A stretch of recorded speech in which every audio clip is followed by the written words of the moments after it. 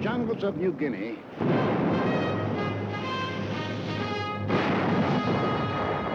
on the barren shores of the Aleutians, in the tropic heat of the Pacific Islands,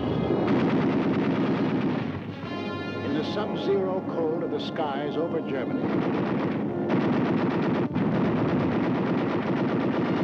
in Burma and Iceland, the Philippines and Iran, France, in China and Italy, Americans fighting. Fighting over an area extending 7/8 of the way around the world. Men from the green hills of New England, the sun-baked plains of the Middle West, the cotton fields of the South, the close-packed streets of Manhattan, Chicago, the teeming factories of Detroit, Los Angeles, the endless stretching distances of the Southwest, men from the hills and from the plains, from the villages and from the cities, bookkeepers, soda jerks, mechanics, college students, rich man, poor man, beggar man, thief, doctor, lawyer, merchant, chief, now veteran fighting men.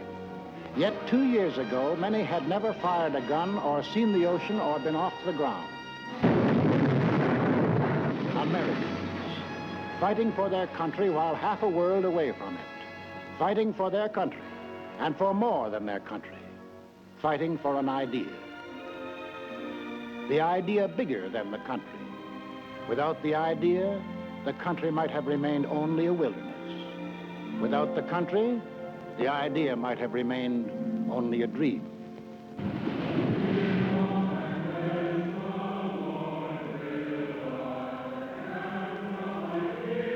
Over this ocean, 1607, Jamestown. 1620, Plymouth Rock. Here was America, the sea, the sky, the virgin continent. We came in search of freedom, facing unknown dangers rather than bend the knee or bow to tyranny. Out of the native oak and pine, we built a house, a church, a watchtower. We cleared a field, and there grew up a colony of free citizens. We carved new states out of the green wilderness: Virginia, Massachusetts, Rhode Island, Carolina. Then came the first test in the defense of that liberty. 1775, Lexington. Our leaders spoke our deepest needs. Colonists are by the law of nature free-born, as indeed all men are. It is the right of the people to alter or abolish it, and to institute new government. These are the times that try men's souls. But as for me, give me liberty, or give me death. In the midst of battle, it happened. The idea grew. The idea took form. Something new was expressed by men, a new and revolutionary doctrine, the greatest creative force in human relations. All men are created equal. All men are entitled to the blessings of life, liberty, and the pursuit of happiness. That's the goal we set for ourselves. Defeat meant hanging. Victory meant a world in which Americans rule themselves. 1777, Valley Forge. We fought and froze, suffered and died. For what? For the future freedom of all Americans. A few of us doubted and despaired. Most of us prayed and endured all. 1781, Yorktown. Now we were a free, independent nation. The new idea had won its first test. Now to pass it on to future Americans. The Constitution, the sacred charter of we the people. The blood and sweat of we the people. The life, liberty, and happiness of we the people. The people were to rule, not some of the people, Not the best people or the worst, not the rich people or the poor, but we, the people, all the people.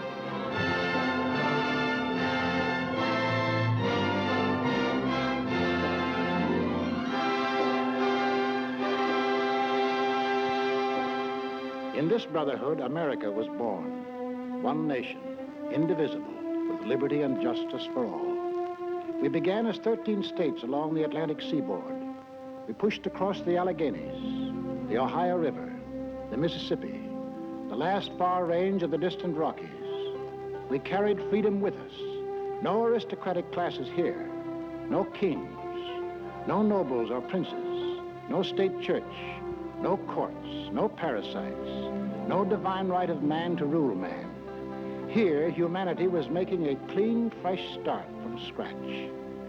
Behind us, we left new states, chips off the old blocks welded together by freedom.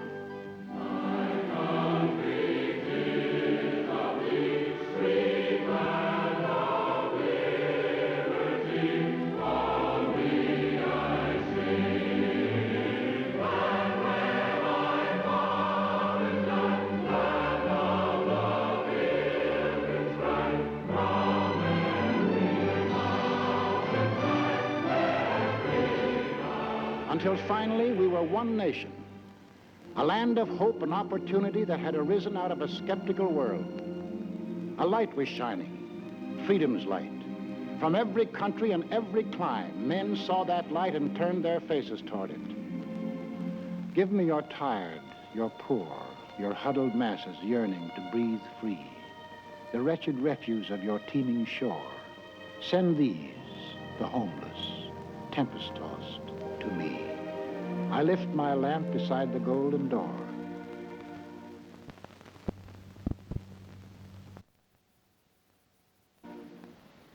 As strangers to one another, we came and built a country, and the country built us into Americans. The sweat of the men of old nations was poured out to build anew. The sweat of our first settlers, the English, the Scotch, the Dutch, building the workshop of New England, of the Italian in the sulfur mines of Louisiana, of the Frenchman and the Swiss in the vineyards of California and New York State, of the Dane, the Norwegian, the Swede, seeding the good earth to make the Midwest bloom with grain, of the Pole and the Welshman, of the Negro harvesting cotton in the hot southern sun, of the Spaniard, the first to roam the great Southwest, of the Mexican in the oil fields of Texas and on the ranches of New Mexico, of the Greek and the Portuguese harvesting the crop the oceans yield, of the German with his technical skill, of the Hungarian and the Russian, of the Irishman, the Slav, and the Chinese working side by side. The sweat of Americans, and a great nation was built.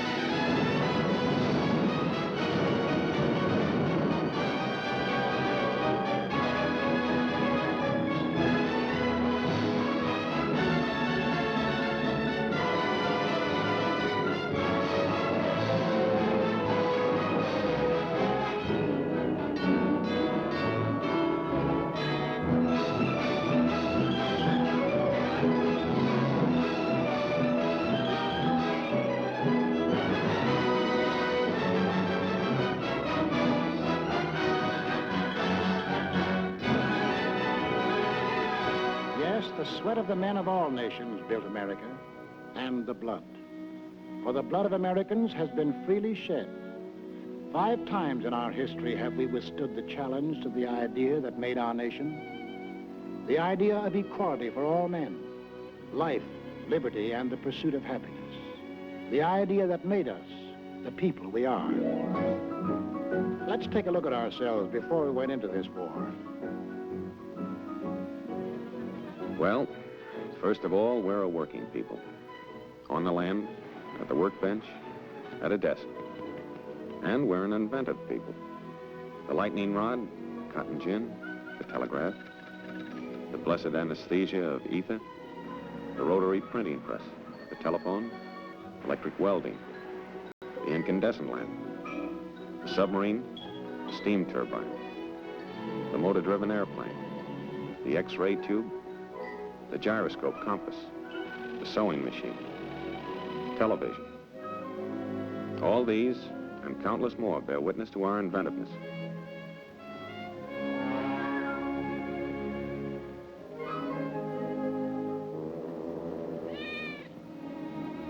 And this inventiveness and enterprise, plus our hard-won democratic ideal of the greatest good for the greatest number, created for the average man the highest standard of living in the world.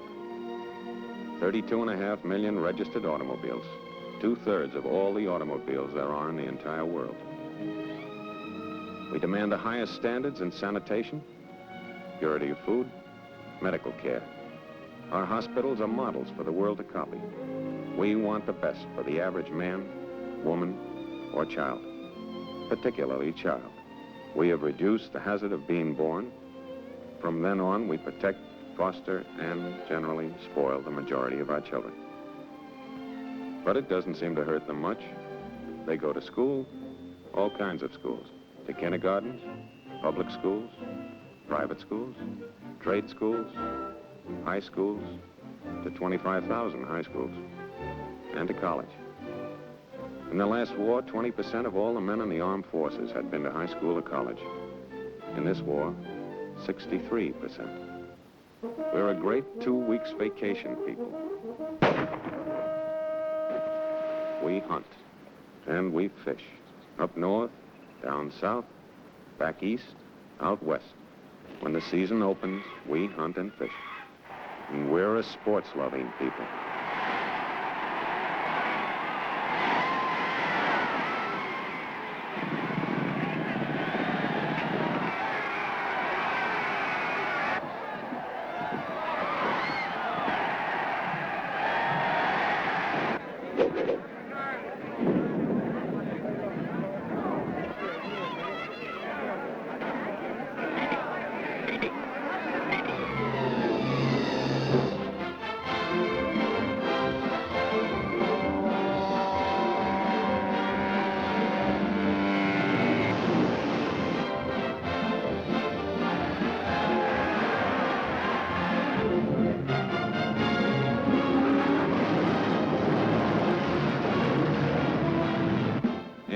Probably the travelingest nation in all history. We love to go places.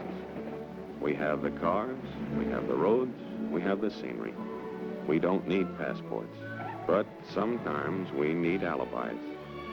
We sleep by the road, we eat by the road. The foreigner is enchanted and amazed by what we like to put on our stomachs.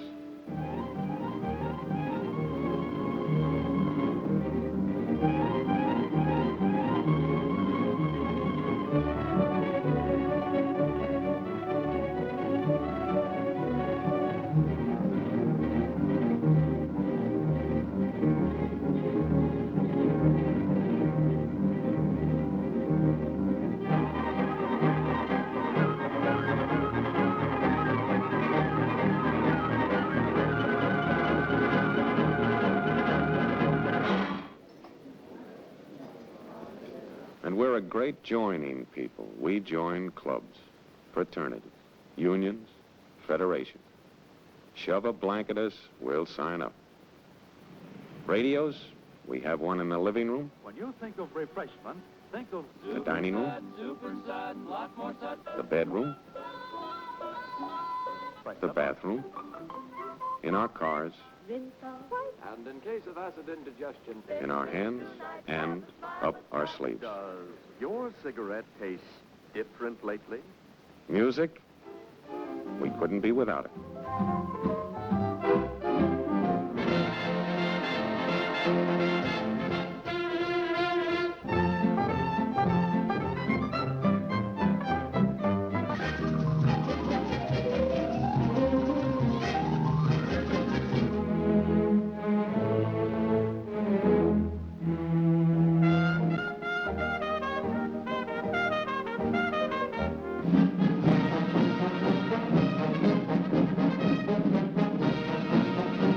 Press? Yes, it's the biggest, but most important, it's the freest on earth. Over 12,000 newspapers of all shades of opinion, books on every conceivable subject, and more than 6,000 different magazines, not counting the comics. Churches? We have every denomination on earth. 60 million of us regularly attend, and no one dares tell us which one to go to. We elect our own neighbors to govern us. We believe in individual enterprise and opportunity for men and women alike. We make mistakes. We see the results.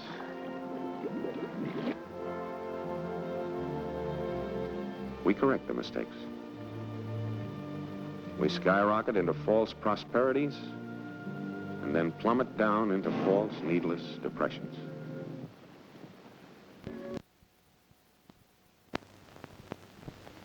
But, in spite of everything, we never lose our faith in the future. We believe in the future. We build for the future. Yes, we build for the future. And the future always catches up with us. Before we're done building, we've developed something new and have to start rebuilding. That's roughly the kind of people we are. Boastful, easygoing, sentimental, but underneath, passionately dedicated to the ideal our forefathers passed on to us, the liberty and dignity of man. We've made great material progress, but spiritually, we're still in the frontier days. Yet deep down within us, there is a great yearning for peace and goodwill toward men. Somehow we feel that if men turn their minds toward the fields of peace, as they have toward the fields of transportation, communication, or aviation, wars would soon be as old-fashioned as the horse and buggy days. We hate war. We know that in war, it's the common man who does the pain, the suffering, the dying. We bend over backwards to avoid it. But let our freedoms be endangered, and we'll pay and suffer and fight to the last man. That is the America.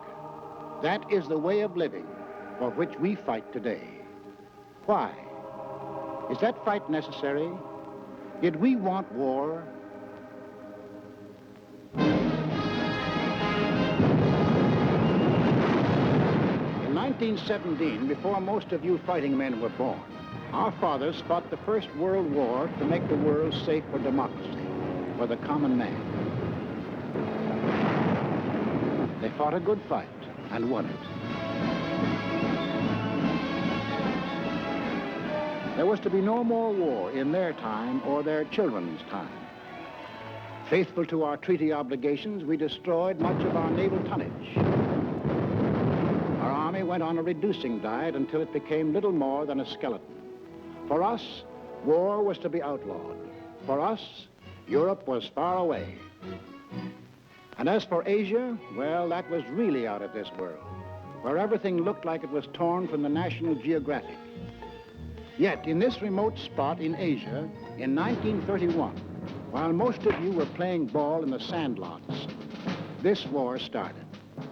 Without warning, Japan invaded Manchuria.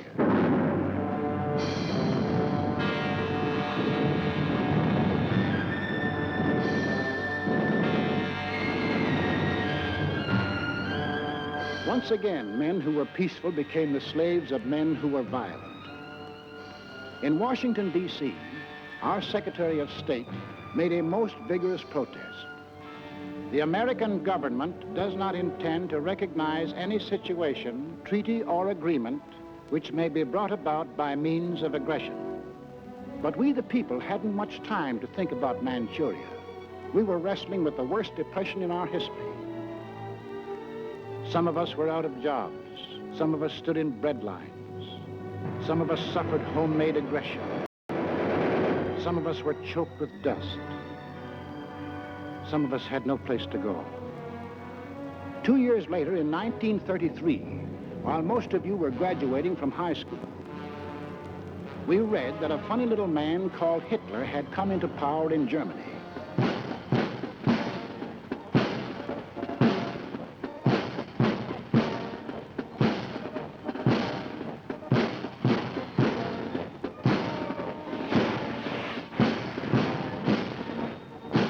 We heard that a thing called the Nazi Party had taken over.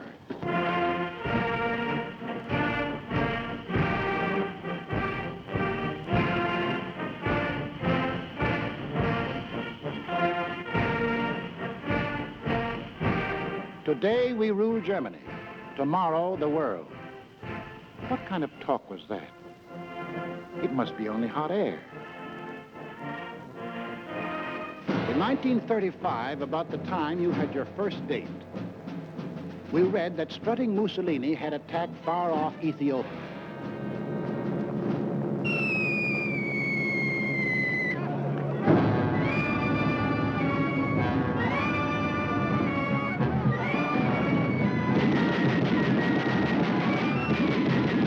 The disease seemed to be spreading, so Congress assembled to insulate us against the growing friction of war.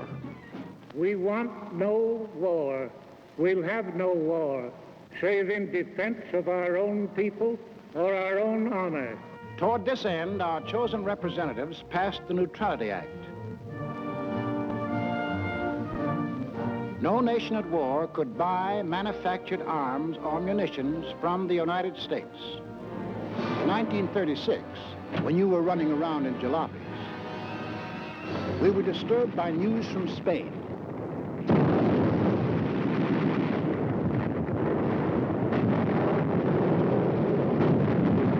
In our newsreels, we saw German and Italian air forces and armies fighting in Spain and wondered what they were doing there.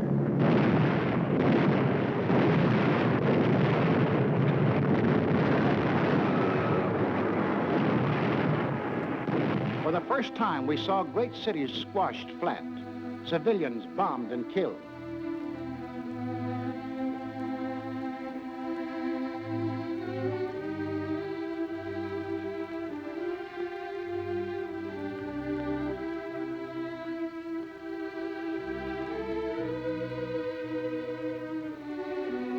In November 1936, the American Institute of Public Opinion, known as the Gallup poll, asked a representative cross-section of American people, if another war develops in Europe, should America take part again? No. 95%. We the people had spoken. 19 out of 20 of us said, include us out.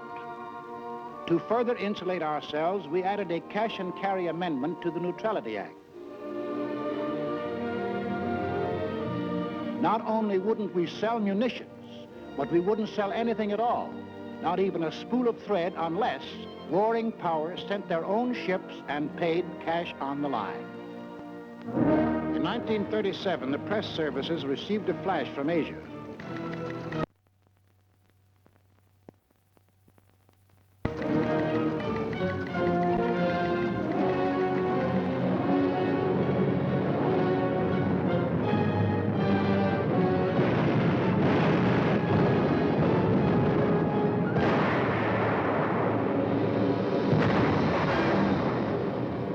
Yes, the Japs were turning Asia into a slaughterhouse. But for us, Asia was still far away. In September 1937, the Gallup poll asked us, in the present fight between Japan and China, are your sympathies with either side? We answered, with China, 43%. With Japan, 2%. Undecided, 55%. We hadn't made up our minds about China. Our Neutrality Act barred sales of armaments only to nations at war. The Japanese had not declared war, So we went right on selling scrap iron and aviation gasoline to Japan. In March 1938, Hitler had not declared war either, but his goose-stepping army suddenly smashed in and occupied all the soil of Austria. 6 months later, Hitler and his stooge met the anxious democracies at Munich.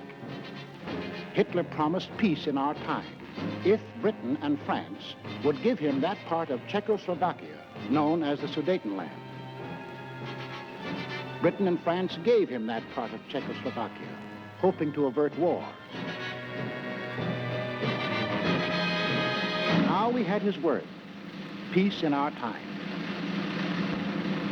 At home, we began to hear strange headlines.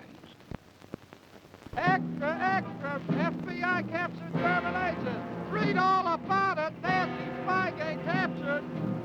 We sat in our theaters unbelieving as motion pictures exposed Nazi espionage in America. As Germans, we know that if America is to be free, we must destroy the chain that ties the whole misery of American politics together. And that chain is the United States Constitution. Could these things really be? Yes, these subversive acts were happening in real life every day. German-American bonds organized for the purpose of destroying us marched under our very noses.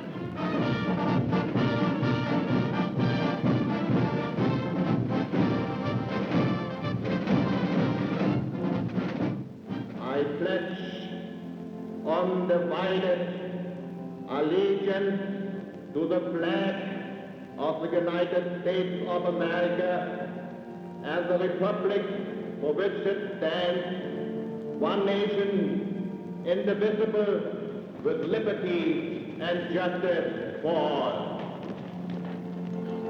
In our press, we read the news from abroad that Nazis were spending millions, arming Germany to the teeth.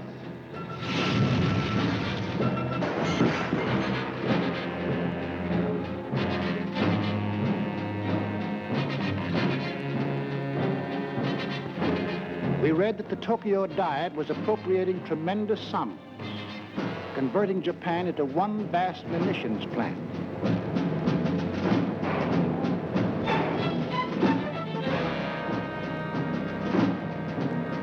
We watched these supposedly poor, have-not nations spend huge sums for armament, and we wondered why. Arrogantly, they told us why. They had declared war on us long before the shooting started. We have actually been at war since the day when we lifted the flag of our revolution against the democratic world. The Germans are a noble and unique race, to whom the earth was given by the grace of God.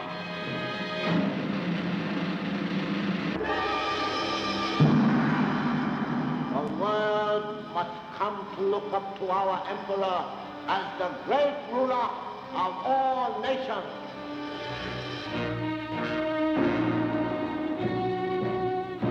When the people of these three nations elected to follow their leaders, Death Incorporated, they organized to smash personal freedom, equality of man, freedom of speech, freedom of religion, organized to smash the very principles which made us the people we are.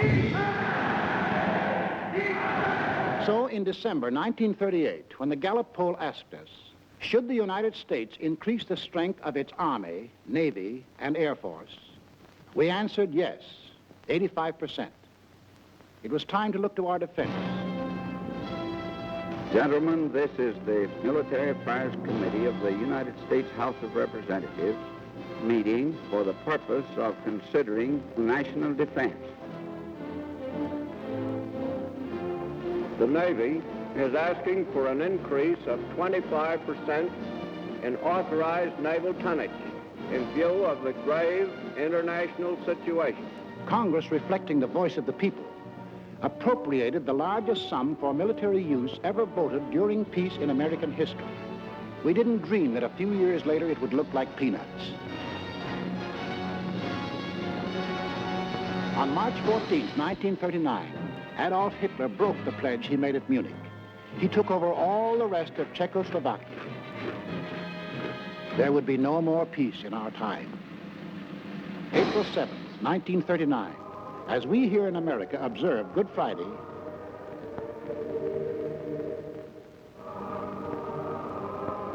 Mussolini invades Albania. Extra paper, Italy attacks Albania.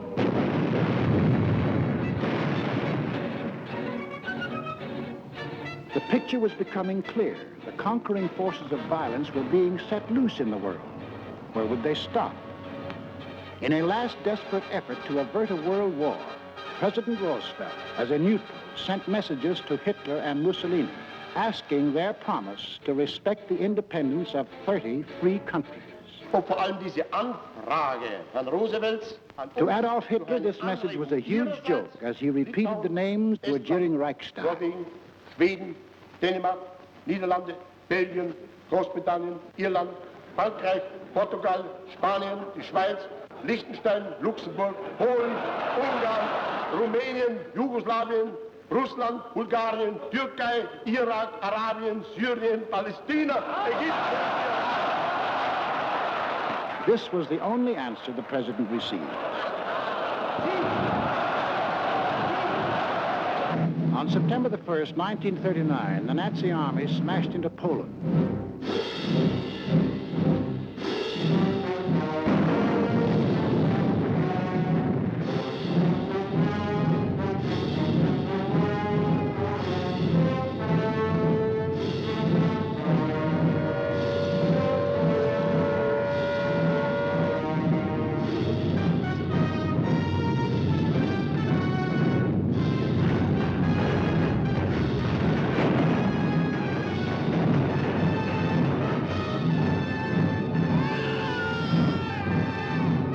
England and France had a treaty with Poland.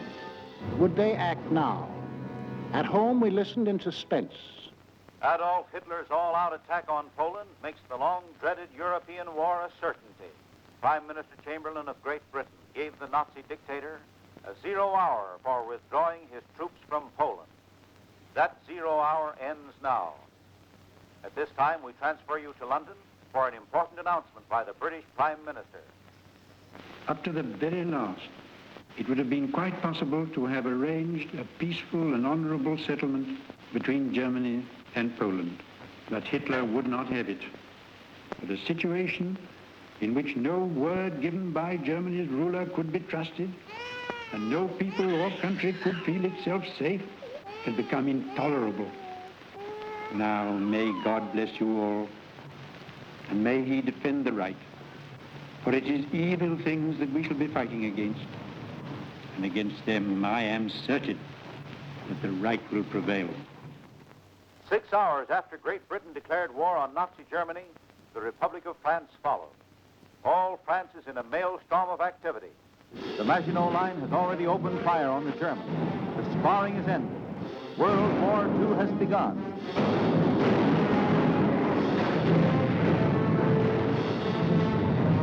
At home, we were asked, what country do you consider responsible for causing this war? Germany, 82%. We Americans had no doubt who started it. Also, we began to fear that this war was going to concern us. President Roosevelt called a special session of Congress to reconsider the embargo against selling munitions. I have asked the Congress to reassemble in extraordinary session in order that it may consider and act on changes in our neutrality law. The men of Congress wrestled with their beliefs and our futures. They debated and they argued. The arms embargo is far too great a security to American peace to permit its surrender without a last-ditch fight. The Embargo Act, as it now stands, is one-sided and works entirely to the advantage of one side. Therefore, the Embargo Act should be modified. We, the people, also debated and argued whether we should sell arms and munitions. When the question was put to us, we had an answer. Should we change the Neutrality Act so we can sell war supplies? Yes, 57%. Shortly after, our representatives changed the Neutrality Act. We lifted the embargo on arms and munitions. Now we would sell if purchasers would pay and take the stuff away in their own ships. American ships were still barred from combat zones. Meanwhile, on the other side of the globe, Japan was busy trying to bomb, shoot, and terrorize the Chinese into submission. We began to realize that if Japan conquered 400 million Chinese, she might become so strong as to run us right out of the Pacific.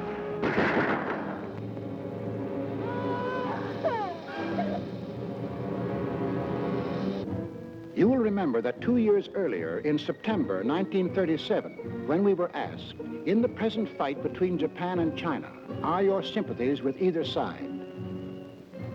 Only 43% were with China. Most of us were undecided. In June 1939, when we were asked the same question, 74% said we were with China.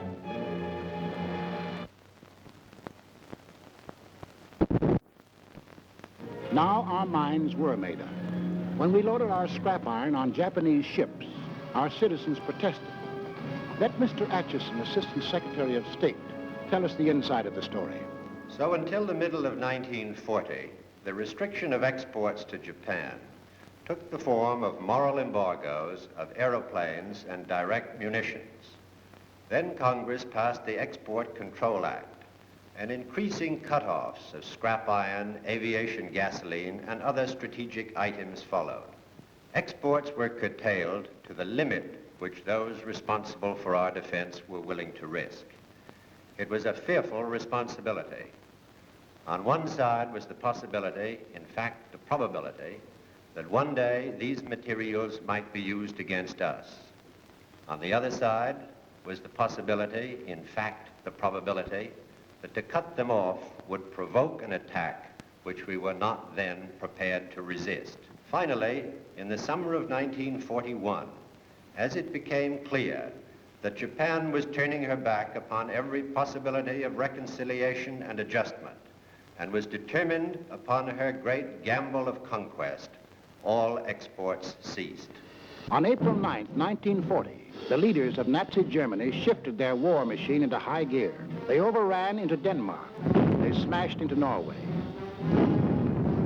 On May the 10th, 1940, they blitzed into Holland and Belgium. The Nazis are marching ahead at the fastest speed a conquering army has moved in all history. All roads in France are choked with slow-moving masses of refugees. Nazi Stuka dive bombers are strafing and bombing thousands of helpless women and children. Mr. Keltenborn. Good evening, everybody. Tonight, it seems clearly apparent that the first great phase of the war in the West has been won by Germany. The army of French and British has made a valiant battle in its effort to retreat to Dunkirk, where there is some slight chance that some part of it can be evacuated. Adolf Hitler's mechanized forces are racing toward Paris as French resistance collapses.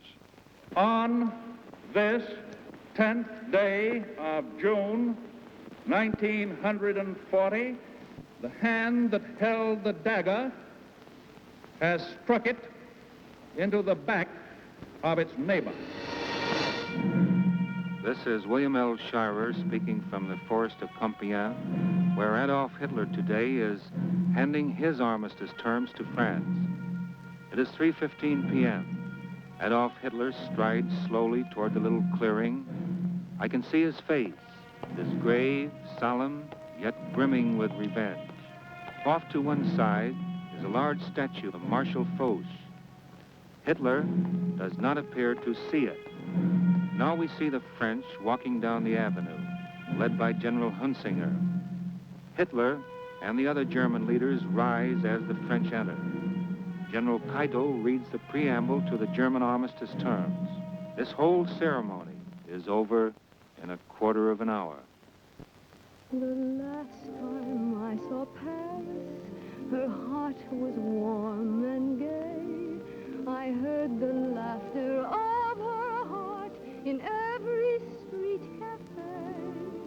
The last time I saw Paris, the trees were dressed for spring, and lovers walked beneath those trees, and birds found songs to sing.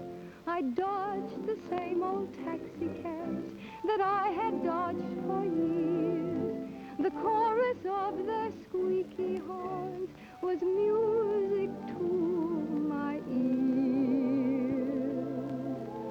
The last time I saw Paris, her heart was warm and gay. No matter how they change her, I remember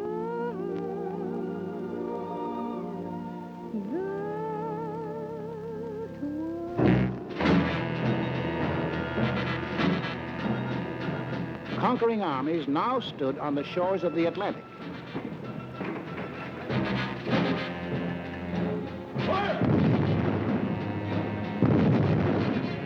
The danger was suddenly close. Countries conquered by the Nazis had possessions outside of Europe. Some of these possessions are in America. Would the Nazis demand the French naval units at Martinique? Would the Nazis move into the Dutch oil fields at Curacao? Would the Nazis seize the French naval base at Dakar for invasion of South America? Already in Brazil, there were over 1 million Germans who lived exactly as they did in Germany. 1,200 German schools with Nazi textbooks and Nazi teachers. Nazi newspapers. Hermann Goering glider clubs had been established. Also in Brazil, there were 260,000 Japanese taking orders from Japan. In Ecuador, within easy bombing range of the Panama Canal, German airlines had been established. German pilots were reserve officers of the Luftwaffe. The German transport planes had bomb racks already built in. In Argentina, German athletic clubs similar to the Hitler Youth Movement had been organized exclusively for Germans. Here was a fifth column ready to take over. In Havana, we met with 20 other American republics. There must not be a shadow of a doubt anywhere as to the determination of the American nations not to permit the invasion of their hemisphere by the armed forces of any power or any possible combination of powers. 20 American nations stood firm. The Americas would not allow any European colony in this hemisphere to be transferred to a non-American power. We said, keep out. We meant it. We must increase production facilities for everything needed for the Army and Navy for national defense.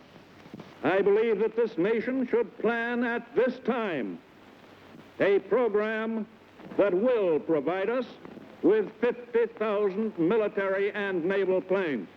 To protect our shores, we authorized construction of a two-ocean navy, the greatest the world has ever known. At least it would be the greatest navy when completed in 1944. But then, in 1940, it was only a paper navy.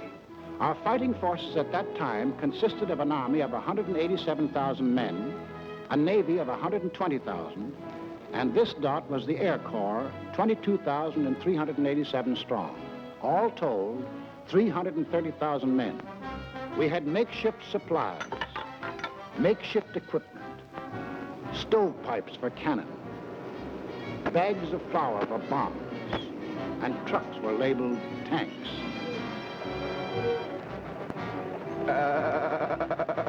Our infantry had exactly 488 machine guns. We possessed 235 pieces of field artillery, 10 light and 18 medium tanks.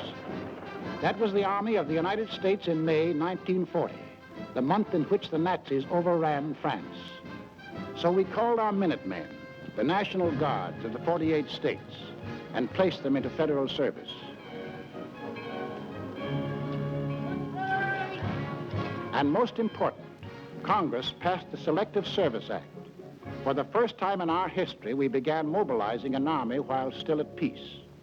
The first number is serial number 158. This is the Army, Mr. Jones. No private room or telephone.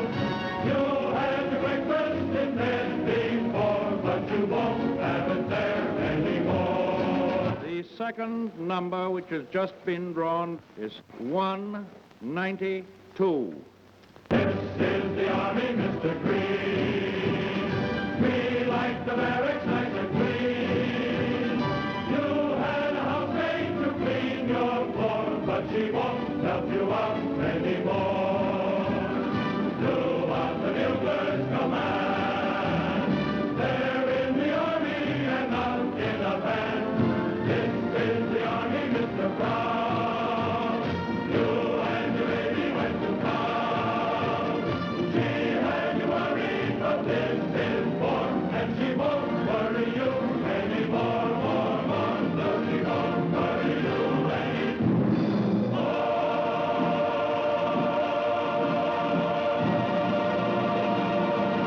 It wasn't too soon. Time was running out. The Nazis had begun their shattering blitz on Britain. Hello, America. This is Edward Murrow speaking from London. There were more German planes over the coast of Britain today than at any time since the war began. Anti-aircraft guns were in action along the southeast coast today.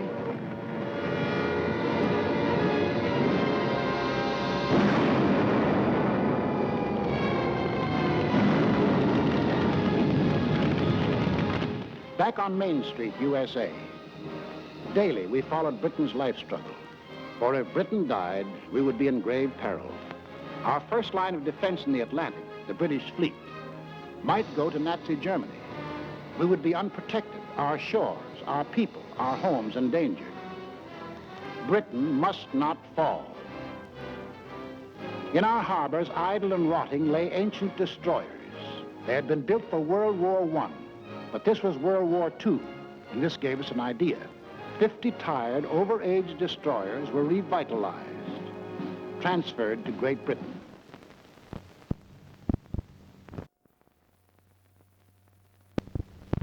In return, we acquired further protection of our shores.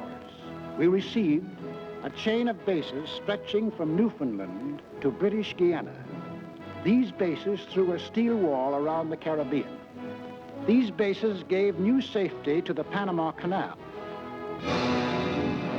It was now clear to the aggressors that we were conscious of the threat they represented to our country. Mr. Burley, Assistant Secretary of State, will tell us how they got together and tried to scare us off.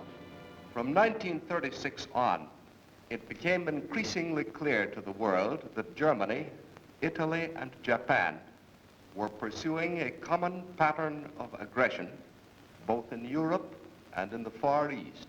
On September 27, 1940, these three powers signed the so-called Pact of Berlin, or Tripartite Pact, a treaty of far-reaching alliance.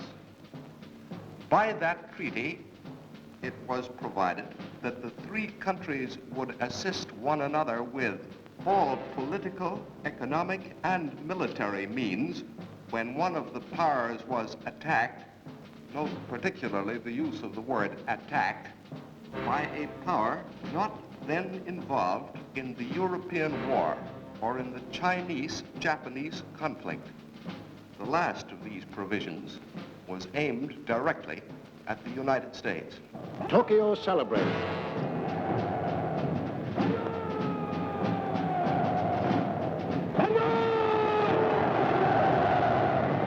Rome cheered.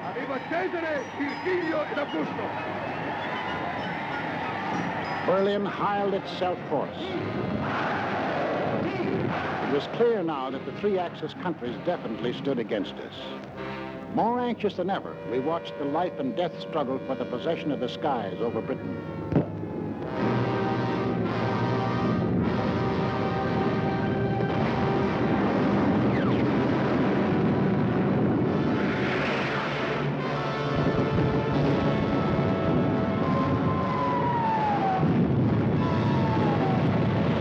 Despite the propaganda and confusion of recent months, it is now obvious that England is losing the war. England will not only survive, England will win.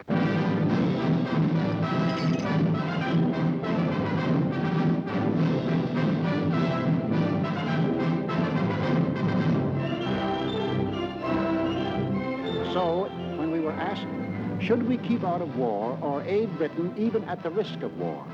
Aid Britain even at the risk of war, 68%.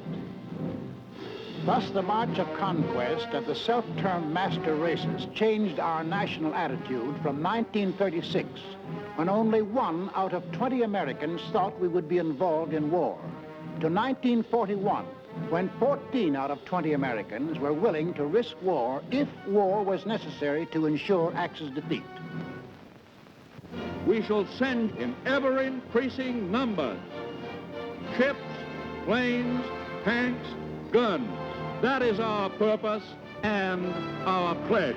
By an overwhelming majority, Congress passed Lend-Lease, Bill number 1776, another declaration of independence. Independence from tyranny, 1941 style. On April 6, 1941, the Nazi juggernaut overran into Yugoslavia and Greece. On June the 22nd, 1941, the success-crazy Nazis took their longest step toward world conquest. Without any declaration of war, they blitzed into Russia.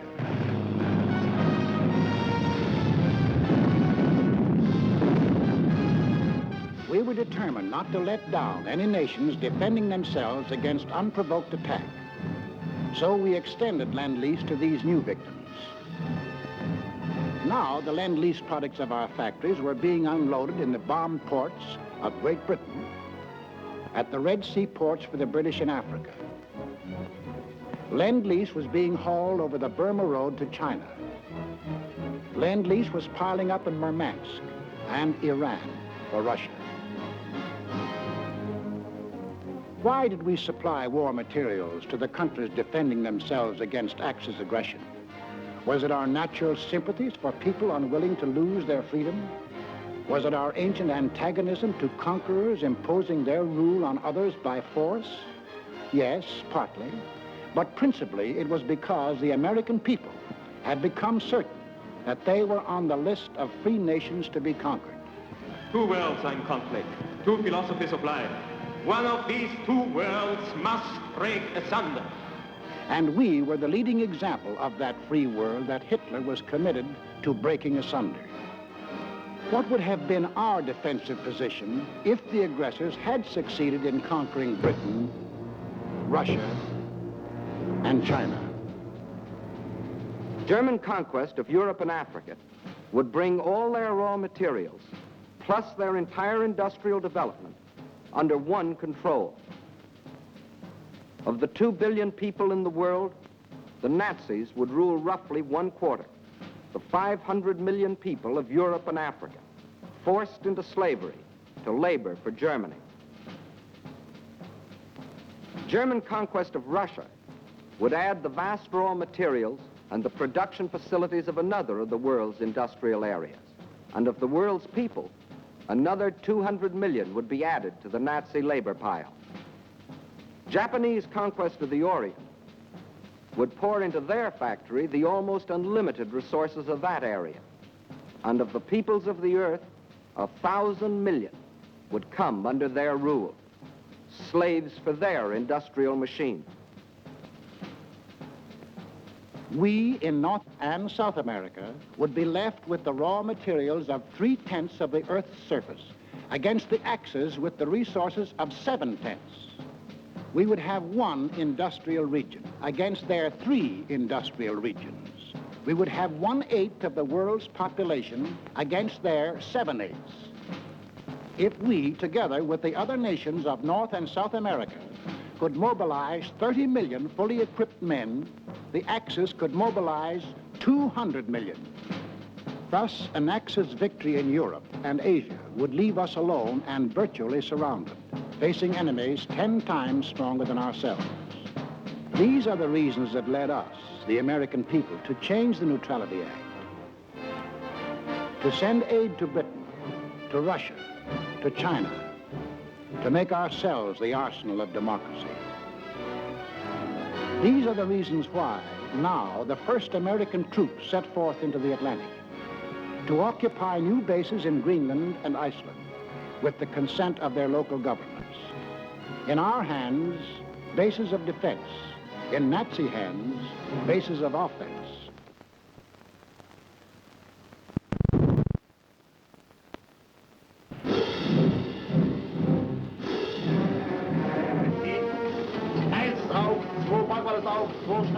The Germans opened unrestricted submarine warfare.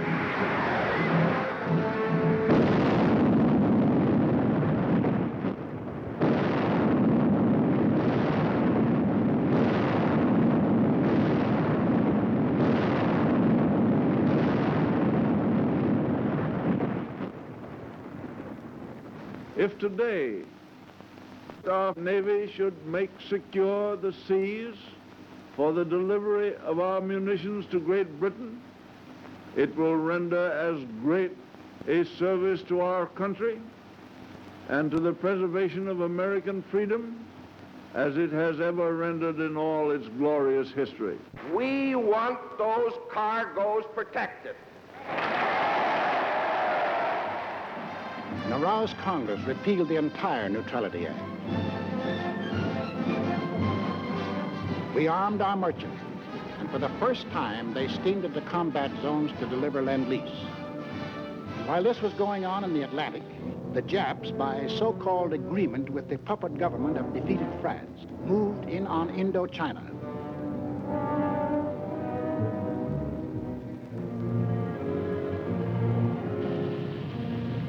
There were now only two threats to their plan for conquest of Greater East Asia. First was their northern neighbor, Russia, the only military power within striking distance of Japan. The Nazis were taking care of Russia.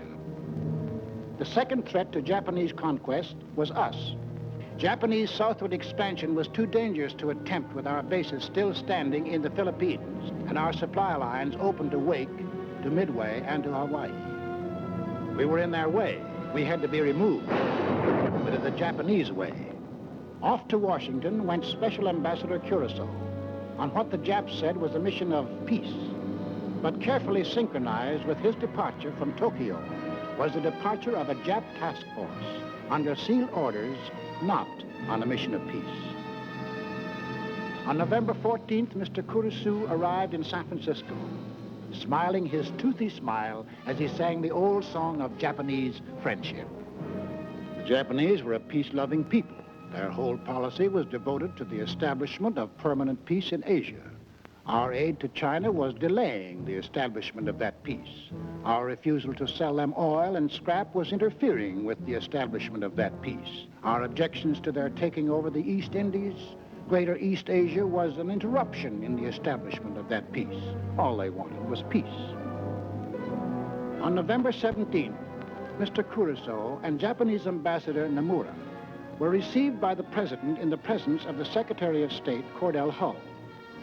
It very quickly became clear that the Japanese had brought no new proposals and that the Japanese intended to continue their campaign to conquer China and all East Asia. However, on November 26th, our Secretary of State presented the Japanese with the basis for peaceful agreement between the two nations. The proposal was forwarded to Tokyo. The Japs had to stall for time, but only a short time. The task force was nearing its goal. Sunday, December 7th, 1941.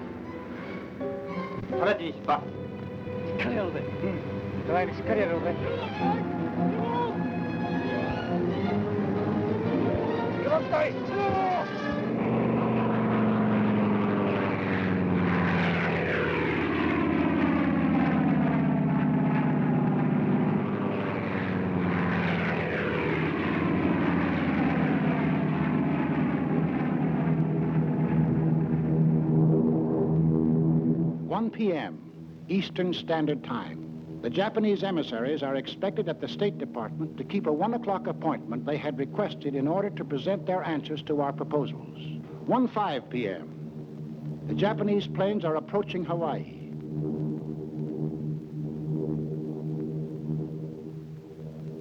1:10 p.m. The Japanese emissaries telephoned to postpone their appointment until 1:45. 1:20 p.m.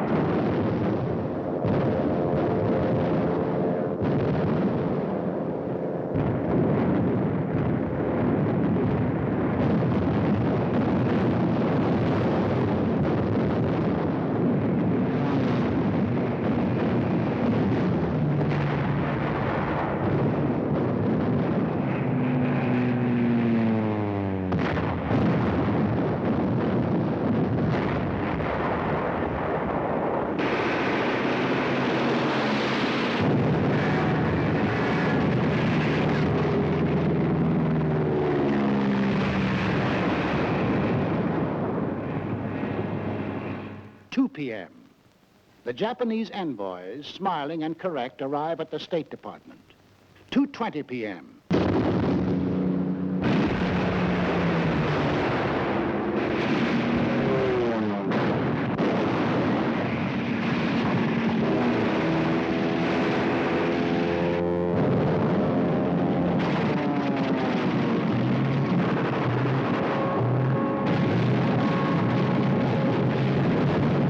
Japanese planes had been sowing death and destruction for an hour on American outposts in the Pacific when the Japanese envoys presented a memorandum to Mr. Hull.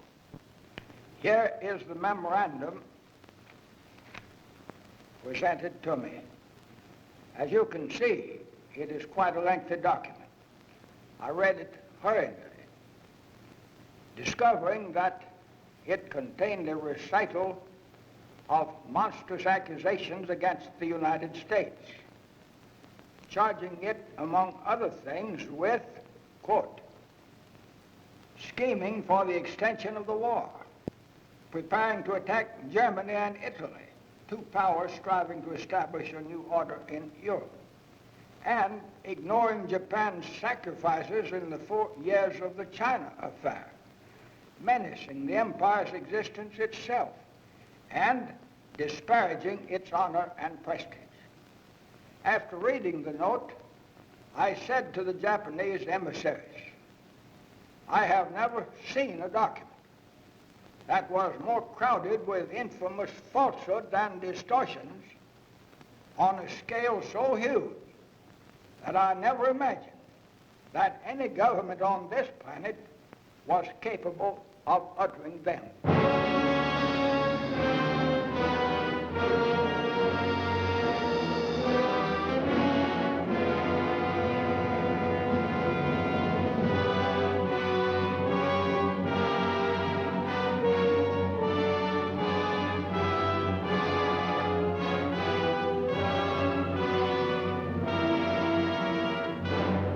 I ask that the Congress declare that since the unprovoked and dastardly attack by Japan on Sunday, December 7, 1941, a state of war has existed between the United States and the Japanese Empire.